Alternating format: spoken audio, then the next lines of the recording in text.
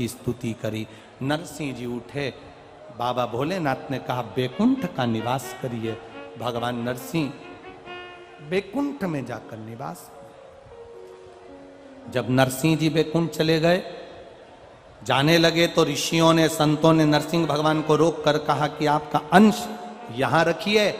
नरसिंह शिला के रूप में बाबा देवादिदेव महादेव की कृपा, नरसिंह शिला के रूप में अलकनंदा नदी में आज भी नरसिंह भगवान विराजमान है।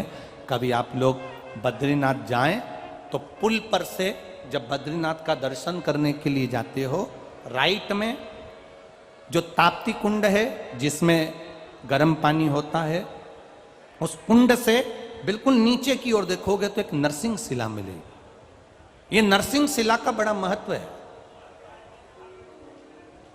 दो चीजों के लिए नरसिंह शिला बड़ी महत्व रखती है।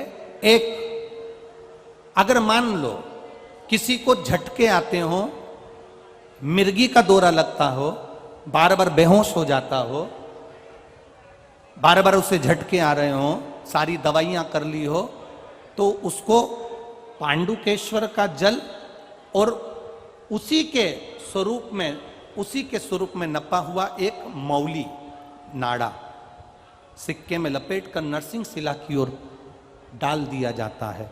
महाराज, उसके बाद उसको झटके आना बंद हो जाते हैं, उसको फिट आना बंद हो जाता है। नरसिंह शिला का इतना महत्व। पांडुकेश्वर का जल उस जीव को हमेशा देना चाहिए जिसको झटके आते हैं, जिसको झटके आ रहे हैं। पांडुकेश्वर बद्रीनाथ जाते हैं तो बीच में पांडुकेश्वर पड़ता है। आप अगर देखेंगे तो बड़ा बोर्ड लगा हुआ है पांडुकेश्वर का। वहां उतरेंगे, जल लेंगे भोलेनाथ जी के शरीर का और वो जल बोतल में भर कर लेकर आएंगे, उसको दी पांडुकेश्वर।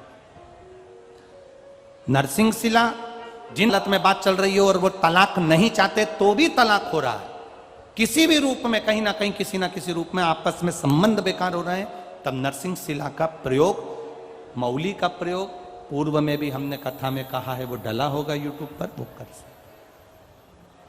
भगवान शिव का अधिक मास की अमावस्या समापन और सावन का महीने का लगना, ये भगवान शंकर के शंभेश्वर रूप का प्रागट्य है।